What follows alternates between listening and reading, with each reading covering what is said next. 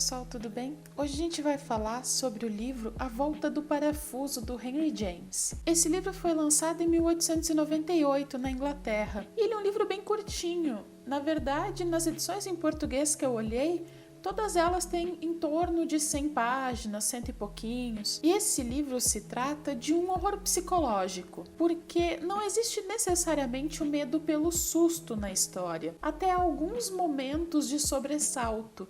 Mas o que acontece de verdade é a construção de uma atmosfera de medo e tensão. E essa atmosfera é criada essencialmente pela preceptora, a professora contratada, que é a protagonista e narradora da história. Tanto que muitos dos acontecimentos nós ficamos na dúvida se estão acontecendo na cabeça dela ou se acontecem de verdade na vida real. E nesse livro, por essa construção que ele tem, nós temos também muitos elementos do gótico, como um casarão como locus horribilis, como o local horrível ou horripilante, que é a mansão de Bly, que inclusive é que dá nome à série que é inspirada no livro. Então é um grande casarão vitoriano, com muitos cômodos, escadas, janelas, locais escuros, no meio do nada, que faz barulhos estranhos, que tem os muitos cômodos onde coisas diferentes podem acontecer. Nós temos também essas tragédias humanas que são características do gótico. E uma delas que eu quero ressaltar aqui é a relação dos antigos professores e das crianças da história, porque em nenhum momento fica claro como foi a relação entre eles. Nós também temos fantasmas na história que são justamente os antigos professores das crianças, já que esses professores já morreram, que são o Peter Quint e a senhorita Jessel. Nós temos como personagens a preceptora, que eu já falei antes, que é a nossa protagonista, que é quem narra em primeira pessoa os acontecimentos, e nós não sabemos o nome dela na história. O que nós sabemos é que ela é provavelmente pobre, mas tem alguma instrução, tanto que trabalha como preceptora e é contratada pelo tio das crianças para cuidar delas. Ocorre que os pais delas já morreram, parece que na Índia, e os sobrinhos foram mandados para o tio para que ele tomasse conta deles. Como o tio não tem nenhum interesse em ter proximidade com essas crianças, ele coloca as duas nessa mansão no meio do nada e contrata uma preceptora que vai cuidar não apenas da educação deles, mas que vai cuidar também de tudo o que disser respeito a eles. O tio simplesmente não quer ser incomodado. Quanto ao tio,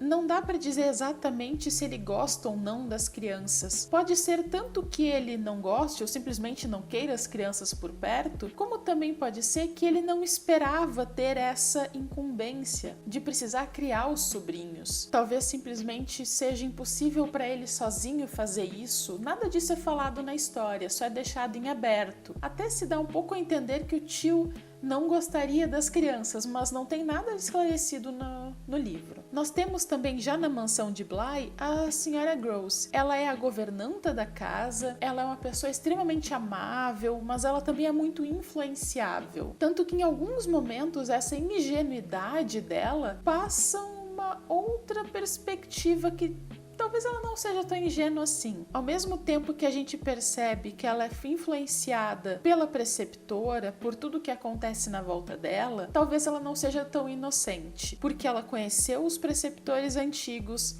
ela sabia que eles já tinham morrido, e talvez ela tenha escondido alguma coisa da relação desses professores com as crianças. Nós temos também Flora e Miles, que são as crianças. Ela provavelmente tem 9, 10 anos, ele deve ter uns 12, talvez já 13, e eles são crianças muito amáveis e muito inteligentes. Tanto que o menino, ele passa por um processo de amadurecimento muito rápido e ele demonstra uma maturidade tão grande quanto a dos adultos da história. Ele e a irmã parecem que, ao mesmo tempo que veem também os fantasmas dos antigos professores, pode ser que eles não estejam necessariamente vendo esses fantasmas. Porque Peter Quint e a senhorita Jessel, que são esses antigos preceptores, ao que parece, se relacionaram. Ela acabou morrendo de uma forma estranha, que não se diz no livro exatamente como foi, e depois disso ele aparece morto numa estrada. Então, o que se cria mesmo de atmosfera é que os antigos professores não eram pessoas boas, que influenciavam de uma maneira ruim as crianças, só que a gente não sabe até que ponto isso andou.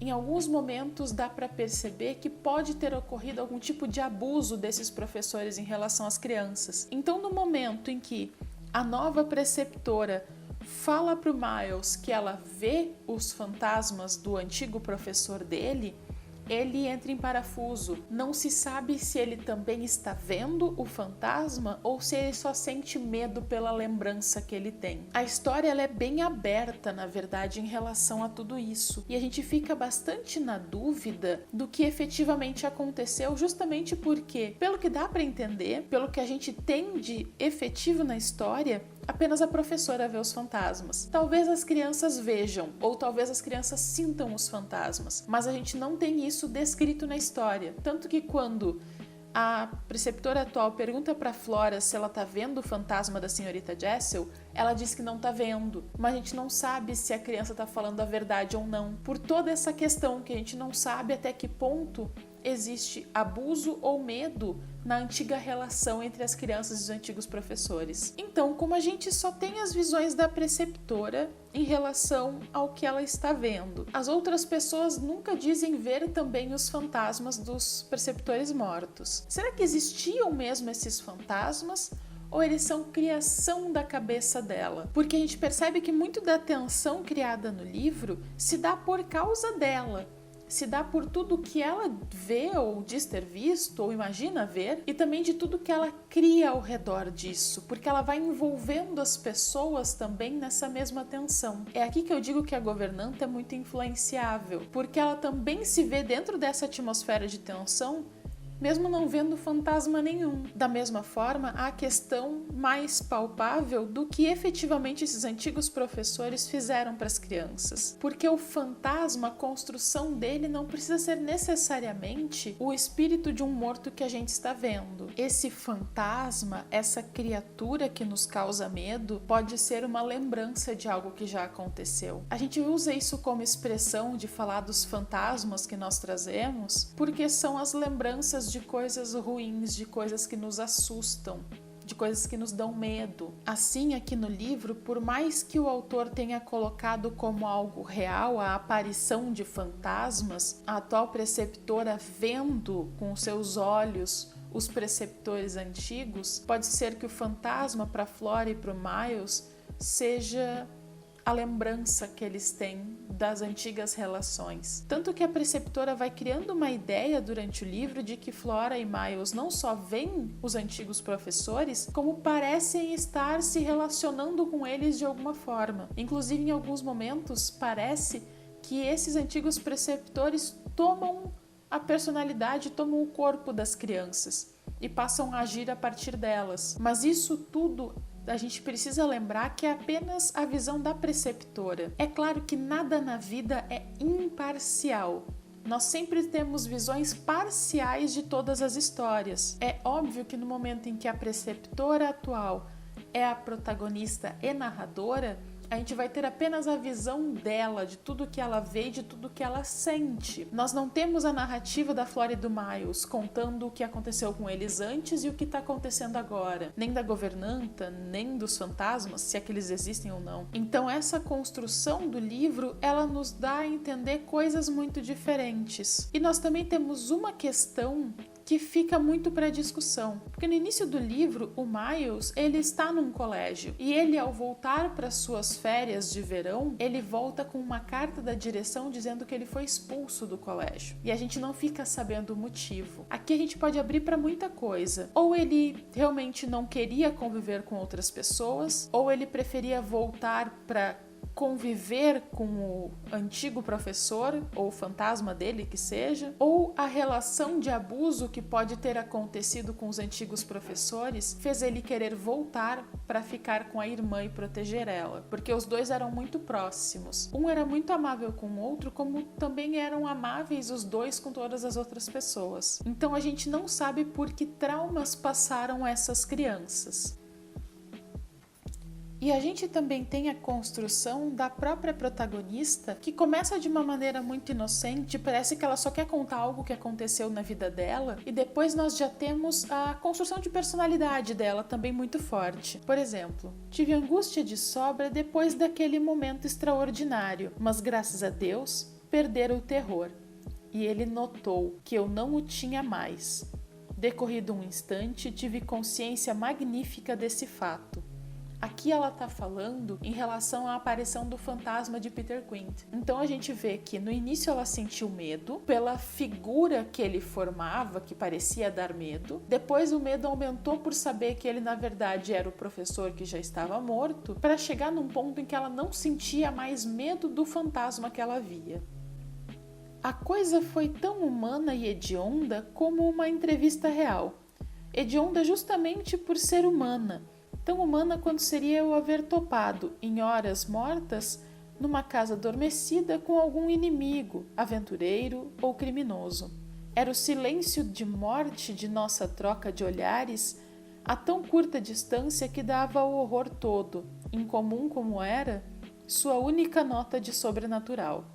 Aqui é interessante porque nesse trecho eu vejo muito uma característica do gótico, porque a construção toda do horror, do medo, dos seres monstruosos se dá exclusivamente porque eles são espelhos de nós mesmos. O que nos assusta não é o ser em si, é o fato de a gente perceber que um ser tão monstruoso tem as mesmas características que a gente tem. E aqui nesse último trecho a gente vai ver também a relação que ela já tinha estabelecido com as crianças e de todas as visões ou percepções dela de tudo que ela via em relação a esses fantasmas. Como poderei hoje refazer os estranhos passos de minha obsessão? Havia horas, em nosso convívio, quando eu estava pronta a jurar que literalmente, em minha presença, mas sem que eu tivesse acesso direto, as crianças recebiam e davam boas-vindas a seus visitantes. E aqui os visitantes são os fantasmas. Então a gente não sabe exatamente o que aconteceu de verdade e o que foi criação, talvez, da cabeça dela. Porque a gente percebe que ela vai ao longo do livro como numa bola de neve que vai rolando e acumulando mais neve. A gente percebe que ela vai cada vez mais acumulando a atenção, as percepções, as visões que ela tem. Então, no fim das contas, a gente não tem certeza do que acontece. E é incrível que num livro tão pequeno, tão curto, de umas 100 páginas, a gente tenha tanta coisa colocada. O livro tem um vocabulário um pouquinho mais rebuscado, tanto que eu li ele também em inglês e eu acho que ele é para quem tem já alguma autonomia no idioma, porque ele tem um vocabulário um pouco mais rebuscado mesmo, tanto no inglês quanto na tradução. Mas é um livro que anda rápido, porque tu não consegue parar de ler. A verdade é que essa construção de tensão vai desde o início até o final. E sim, para quem não gosta de finais abertos, este livro tem um final aberto, então se tu não gosta, talvez não seja um livro para ti. Mas não é um final aberto que te deixe tão sem perspectiva. É um final aberto para que tu possa pensar todas as possibilidades, como eu coloquei aqui agora. Bom, pessoal, essa foi uma brevíssima análise do livro A Volta do Parafuso, do Henry James. Até os próximos vídeos!